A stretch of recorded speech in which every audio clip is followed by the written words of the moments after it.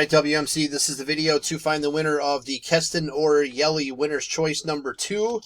Let me go through and add up these last couple of payments that were on here. There we go. All right.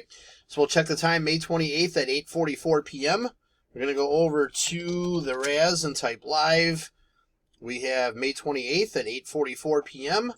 There is the list of our 20 entries. We're just going to randomize your names, and then whoever's on top after the final roll is our winner. So we need a dice roll of 5 or higher. There's 12. All right, 12 times. Here we go. 1, 2, 3, 4, 5, 6, 7, 8, 9, 10, 11. Last and final. Here we go. Good luck. It is Peyton. Spot 16 is your winner.